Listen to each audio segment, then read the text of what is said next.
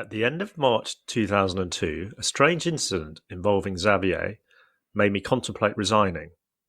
I greeted Xavier that day by slapping him playfully on the back twice. There's nothing unusual about this. Xavier lost his temper and hit me hard on the back and then on the arm, which left a bad bruise. Bizarrely, he then licked his fingers and wiped them on my neck. Although it was normal for Xavier to play fight, on this occasion he was heavy-handed and aggressive, and his tone was anything but playful. His wiping his spittle on me was disgusting and offensive. Mr. Bird was always messing around, and if I frequently had to tell him to stop doing so. At one time, his computer would not work, and I remember him complaining about it. He said, that was it. It could not work. I remember that everyone was trying to fix it. On another occasion, about a week or so after he decided to leave, he came up to me and put his finger on my face. I realized that my face was wet and that he licked his fingers before wiping them on me. I said, thanks very much. And he said, you're welcome.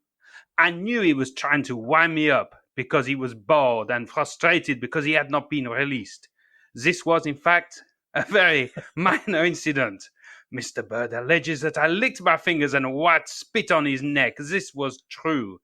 But this was just in retaliation for him doing the same to me, which was obviously embarrassing as it shows that I was being wound up by him. On another day, Mr. Bird again walked past me and punched me gently on the shoulder. I said he should stop it and leave me alone. He just smiled and he did not say anything. He went back to his desk. A little later, I walked up and punched him on back by surprise. It was not done in a nasty way, and I do not believe Mr. Bird did it in a nasty way. It was just horseplay. I should point out that these kind of incidents are not that unusual among the brokers. Well, I mean, that was brilliant. I should think the rest is history. Boys are quaking in their boots. Well, of course, Damian, that was, of course, Mr. Edward Bird and Xavier Alcan at the High Court of Justice, Queen's Bench Division, back in 29th of July 2002 in the case of Cantor Fitzgerald International and Edward Bird, Luigi Boucher, Spencer Gill, and Garban Intercapital Management Services Limited. There you go. Well, slightly speechless after that, but, you know, there we are. And well, I think what that opening does for us is really sort of gives everyone a flavour of what we're talking about today. And, of course, we are talking about a case that's been in the news very recently, which is the Michael Viney case and BGC. This was reported in the FT with Michael Viney found in contempt of court and imprisoned for 16 months. And this was reported on May the 25th in the Financial Times. The case that we opened with is not that case at all, but one of the protagonists, Xavier Alcan, was in that case in 2002, which was an employment dispute between Cantor Fitzgerald and effectively Garban. Yeah, ICAP, yeah. But he then reappeared in this more recent case, which we're going to talk about here, which was for a scheme that ran between 2015 and 2020, where £23.5 million was fraudulently taken from BGC and its subsidiaries by these two individuals. Yes. And there was a decision made. Michael Viney was sentenced to 6 months imprisonment for contempt of court. And it was just an interesting case, I think, for us. One, because obviously we love talking about interdealer brokers, but two, thinking about the kind of cases that we think about in the wholesale markets. It's normally people, you know, generating the appearance of profits, trying to maximize the appearance of revenue so that then they can get paid out, you know, a compensatory amount in a bonus, etc. This is absolutely different. This is real diversion of funds out of an organization into individuals' bank accounts. And that's kind of rare, I think, in the market. Yeah, and also not coming from the front office at all. It's the tax advisor of the business that actually turns out to be the linchpin within this whole scheme. Michael Viney, as you alluded to, who's just been sent down for contempt. This is to do with a case that was uncovered in 2020 to do with fraudulent payments made in and out of these individuals' bank accounts allegedly at the behest of BGC, but obviously not, as it then turned out to be. It was uncovered by an internal investigation that started in 2020, but had been going on for a whole 5 years up until that point. And actually, we note that at that time, in fact, there was a change in how UK bank accounts are monitored. I don't know if people remember, but back in, I think it was about November 2020. I think it became law. June 2020. June, was it? Okay, yeah. The confirmation of payment. Payee, I think it is. Confirmation of payee. Yeah. Right. So as will become clear as we go through some of the discussions on it, a lot of these payments were made to Mr. Viney, but so his account, which was Mr. Viney /HMRC or whatever account, a lot of payments were to and from HMRC, but the account details had been doctored in documents that had been sent internally to say, yeah, that's the right account number. Don't just pay it there. And just in case anyone listening, I mean, UK listeners will know very well what HMRC is, but anyone who's listening outside of the UK, that is His Majesty's Revenue and Customs. Yes, so yes. the tax people, the yeah. IRS. Yes. Which is the Inland Revenue Service, I think. Yeah. In the States. Yeah. But it's the equivalent of. And quite a good segue, actually, on the mentioning the IRS, because in fact, this is in the court papers. This appears to have been where the whole scheme possibly started.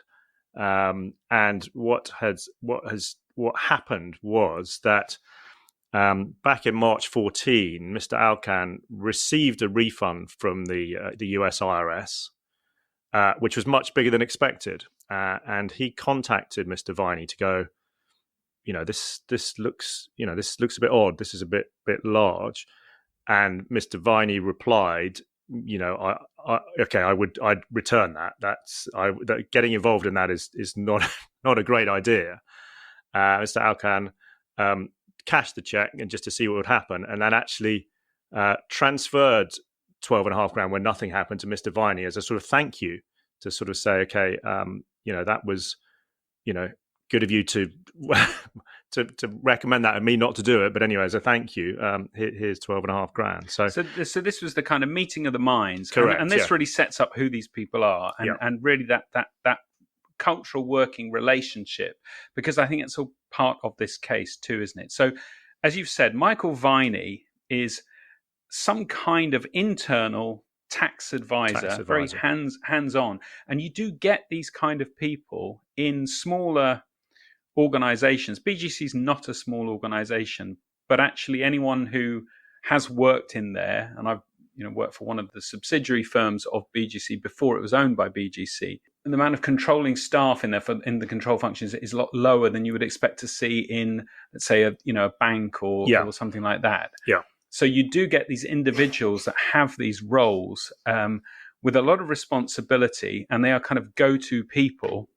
And then in the case of Mr. Alcan, he's a broker, but he's a senior broker. He's one of the managers on the desk, and a partner of the firm, and going to someone like Michael Viney for help and advice. And that kind of tees up, I think, the kind of what the relationship is like. Why on earth would he be talking to Michael Viney about this? Yeah. But because Michael Viney was very much involved in people's day-to-day affairs and tax. And why does that come about, Damian? Because you've worked in a kind of smaller type firm that's a partnership. Think back to your hedge fund days. What's it like?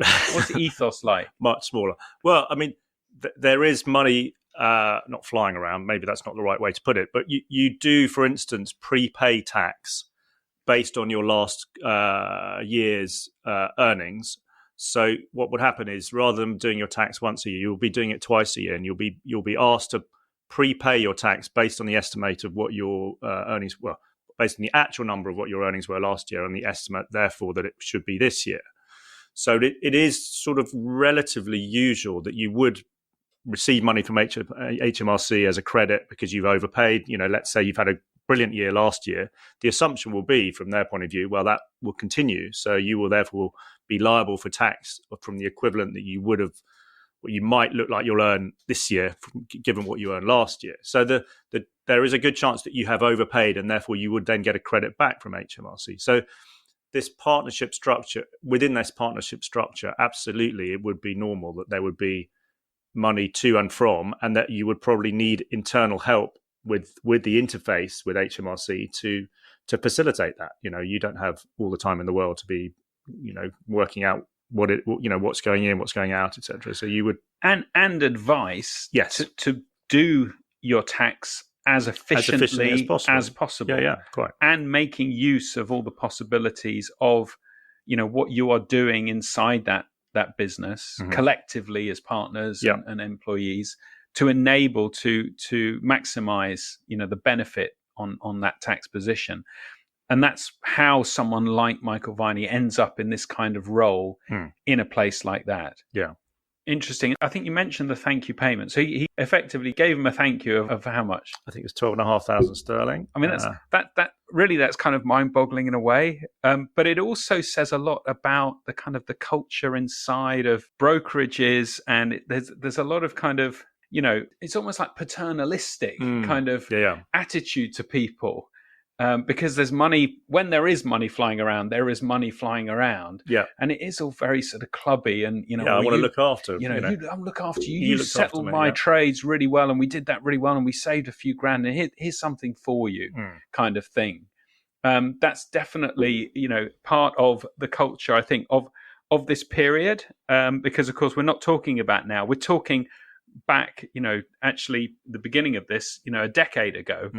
So that was the kind of meeting of the minds, Damian, where they kind of got an inkling that there might be some way of working together to, maximize the benefits around tax and so on. And then how does that then move into, the frauds, if you like, that then began from 2015? And we're reading all of this from court papers, aren't we? This all went to court. Yeah, so it's all effectively in the public domain. In the public domain, absolutely. Anyone could search this on the Bailey website, which has all the court findings. And yes, actually, you'd think they'd be quite dry, most of this documentation, but in fact, they can be great reads if you can. Well, if you're into people wiping spittle on people's cheeks, yes, I suppose they are. So this activity commenced in 2015, Damian. What do the court papers tell us about the frauds? What actually happened? Well, there's two main categories of fraud. There's a diversion of refunds fraud and a diversion of payments fraud. And there are three subcategories in that. But why don't we start with just the first one to kick off? So the diversion of refunds fraud is money that would be owed coming back from HMRC to BGC for some of the partners. What happened was Michael Viney would set up an account in his name, have an account in his name, and say that money coming back from HMRC should come to either to him or to Mr. Alcan. So these refunds, which should really be coming straight to BGC, and then would get refunded to to Mr. Alcan if it was a legitimate payment, for instance, a clawback of overpaid tax, were being paid direct to accounts controlled by Mr. Viney or Mr. Alcan. So he's obviously in a position of significant responsibility if he can represent to HMRC. Correct. He's holding effectively an account holder. Correct. Yes. For the firm. For the firm. Yeah. Indeed. And then the other category is the diversion of payments fraud, and this is split into three subcategories in the court papers. So there's payments intended to HMRC, there's intended loan repayments, and there's intended payments for individuals. So the big one here is the payments intended for HMRC. So Viney and Alcan diverted over 12 million sterling in tax payments meant for HMRC with deceptive names like BGC Viney and M Viney Investments, HMRC, etc., and created false documents around these, just internal PDFs, for instance, that were sent within the firm, so that these payments that were intended to come out from BGC to HMRC actually went straight to their accounts. And that was, the main one. That's 12.6 million of the total. That's about half of the total fraud that was uncovered. Then there's something called intended loan repayments. Well, just before we dive off into that one, Mm-hmm. I mean, that I think puts HMRC in a pretty bad light, doesn't it? I mean, if you're owed money by BGC and it never arrives, Yeah. I mean, that the mind boggles, doesn't it? I would have thought. I mean, as an individual, if I've I can't think when I've been late on if tax. You miss your 100 quid that you owe, like they're all over you. Well, like, interest starts, 2 weeks ago. How does this work? So anyway, just to sort of dive off into that. Okay, so anyway, the intended loan repayments. What's that about? So this was to do with accounts that were set up at Handelsbanken, and actually, what happened was that Mr. Viney paid money into this account from BGC and then paid it back out. So let me just get the full details up in front of me now. So this is really where we were talking about the efficiency of tax. Yeah, so he is presenting to the partners that he's got a way of making their make it more tax efficient for them by the use of loans. Yes, indeed. So in 2018, I think BGC decided that individuals should make a capital contribution to the business as part of the sort of partnership structure, probably from a tax efficiency perspective, and that they would therefore get a loan from our Handelsbanken to sort of facilitate this, and this is where this all came about from. So the proposed loan that BGC thought that was being taken out was never made. It was never taken out, in fact. And what happened was Mr. Viney transferred 4.9 million sterling from BGC's account into his own account at Handelsbank. And I think just looking up, it was just called, in fact, the Viney Handelsbank account, 2405 account, and then paid what's the number? Sorry, it's like 40 grand or 5.014 million pounds back from that personal account back to BGC. Therefore, sort of attempting to, in inverted commas, legitimize that account as a sort of, okay, this is the loan coming back in. And because we've had that sort of circular trade, it's a sort of nice sort of obfuscation tactic. It looks like a round trip trade, doesn't it? Yeah. It's creating the impression of something that doesn't exist. He's also been smart enough to make the payments different, maybe to give the impression of interest or charges, or could be bank charges on the loan or something. Yeah, it's about 40 grand difference. And actually, I did geekily just sort of plug it into a spreadsheet just before we went on air. And actually, that works out to about 25% annualized interest, which sounds a bit high. But it's not much. 40 grand on 4 million is not much for. I think it was 20 days later or something. So you can sort of back out the calculation. But yeah, it sort of does legitimize it, as in, well, obviously we've had the money there for a bit. We get a bit more back because we'd be getting overnight interest on it times 20 days. So that's smart in a way to have that. One slightly larger than the other. Fascinating. And again, the idea, I think, of these are little tricks though, aren't they? But it's like using a foreign bank, and I'd argue using a Scandinavian one, because it kind of sounds almost like it's sort of validates to the brokers this is what's happening, and everyone buys into it. Yeah, and we've looked around to try and find the best rate and all that sort of stuff. I know people who used to work at BGC, and I asked someone about Michael Viney, and the response I got back was so genuine, because I wasn't asking about this case, and they weren't aware that this case was in the press. But I asked him, in light of seeing it in the FT, if they knew this character, and he said, "Oh, yeah, I remember Michael Viney. He was the nicest, quietest, most unassuming person you could meet. Really trusted him." And it was just sort of that position of trust and the way he carried himself. I think people were absolutely blindsided by what he was up to. So in terms of, and I don't know if you have a list of it, Damian, but I think we are thinking about calling this podcast "The Many Bank Accounts of Michael Viney." Yes, but he uses an extraordinary number Yes, of different bank accounts. Yep. And I think joint accounts with his wife, his first wife, because the second wife is another story. And also Xavier Alcan, obviously you've said as well, he put in or made available some of his accounts in places like Jersey and so on. There were Jersey, City accounts, NatWest accounts, all Jersey accounts, as you said. So yes, I haven't got a full list of them, but there's a good 10 accounts, I think, or so mentioned in the court documents. So yes, a lot of sort of obfuscation of funds, and as we said. And actually, I should just mention that I did mention before there were 3 subcategories of diversion of payments, and the third was payments intended for individuals, and this is money coming from BGC paid to meant as sort of compensation or bonuses or partner distribution. So a payment, for instance, of 30 grand or so went to Alcan's Santander account and disguised as a legitimate transaction when it wasn't at all. It was just a siphoning off of funds. Now, to be clear, Mr. Alcan has always maintained that he was unaware that any of these payments were fraudulent within this. So just to be clear on that. So and then this scheme obviously ran 2015 to 2020, and then it was uncovered. What happened? Well, I mean, the document's slightly grey on this, as in I think in 2020 it was discovered that there were some unauthorised payments being made, and BGC launched an internal investigation to try and find out what it was. Now, could you deduce that possibly HMRC were something to do with this, as you alluded to?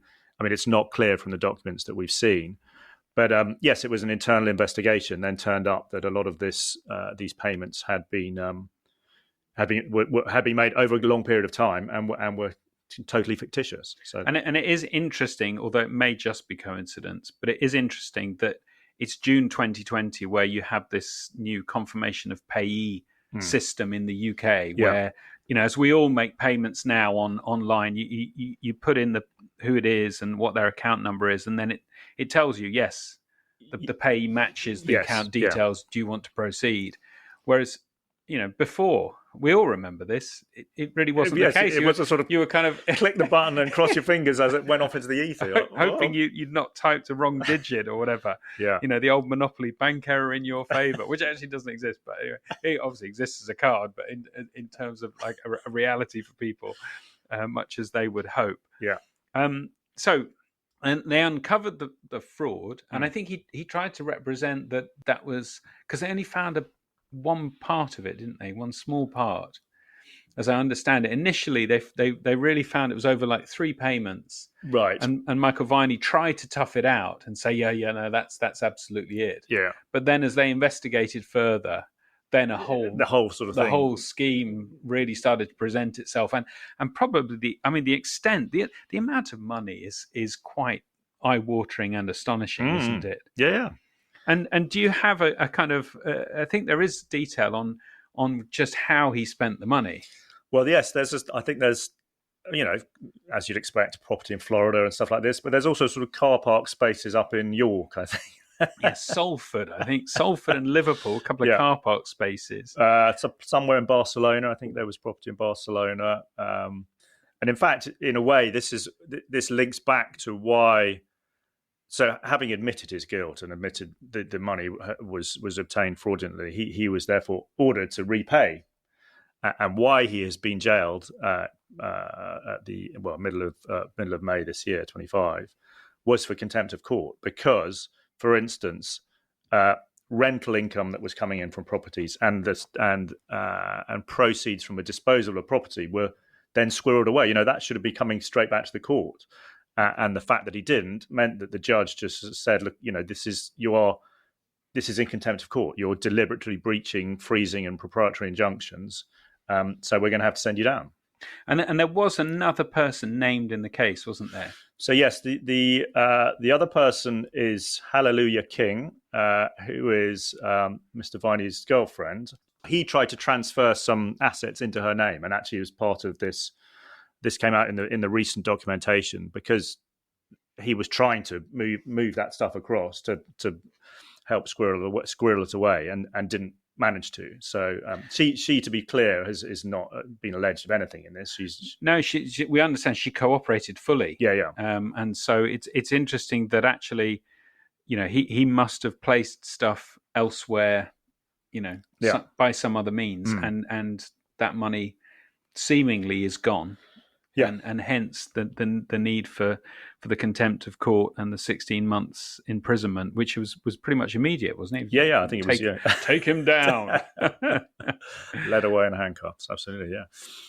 So, I mean, it's a fascinating story, and I think so interesting because the interdealer brokers, they're such an important part of wholesale finance. They really provide critical plumbing. Yeah.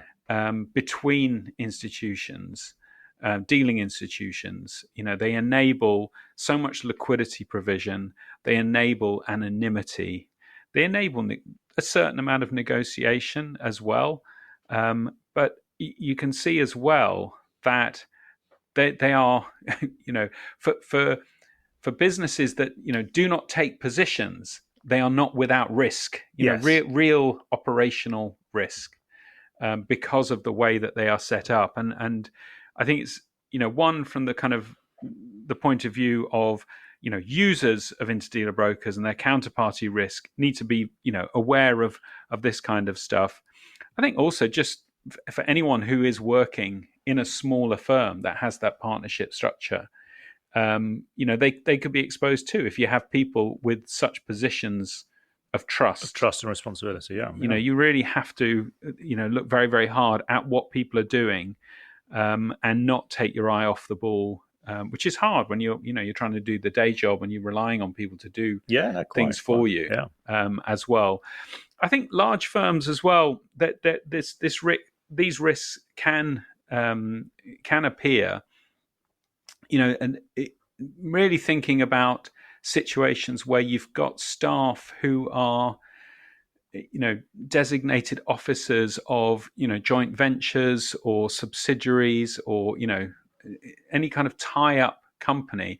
And I think again where the risk lies is where someone has a position of responsibility, maybe cross-border, where they can bring together a very legitimate sounding explanation for the need for certain things to happen, which is also difficult for people to verify and check. So I think taking things on trust obviously is a real risk for people. So, but I still think fundamentally on this particular scheme, that the main reason why this probably wouldn't happen now is that confirmation of payee change that we've had. Certainly in the UK, I don't know if it happens overseas, but probably. Well, and I'm sure it does. Yeah, and it doesn't happen if you're transferring from a UK to a non-UK, for example. It's just just within the UK. Anyway. Yeah, so there, a slightly different look at the interdealer brokers from a different perspective. And I say the interdealer brokers. I'm not, wouldn't necessarily tar them all with the same situation as what occurred at BGC, but nonetheless a very, very interesting situation. And I have to say that reading the opening has sort of whetted my appetite for a few more podcasts about the brokers. Perhaps you can find a little bit more, salacious cases of interest, where we can find them being up to no good, the bad boys of the street, etc., and girls, of course. Brilliant. All right, DT, thanks very much for that one. Really, really well done unraveling all of those different threads, and the many bank accounts of Michael Viney. I'm sure we'll post those as part of the LinkedIn post when we get this one out to everyone and publish. Brilliant. All right, thanks for listening. Thanks. Cheers, guys. Bye. You've been listening to the Skadi podcast, featuring Nick, Corry and Damian Taylor. This podcast is produced by me, Alexandra Mexi. If you found today's episode interesting, you want to be a friend of the show and interact with like-minded people, you should join the Skadi Discord. Our chat community is a big treasure trove of information where you can find all the materials we use to produce our podcasts. If you want to listen to more episodes, then simply search the Skadi podcast on any streaming platform. Feel free to connect with us at Skadi Limited on LinkedIn to read about our research and business relation to anti-financial crime and control functions. Until next time, thank you for listening.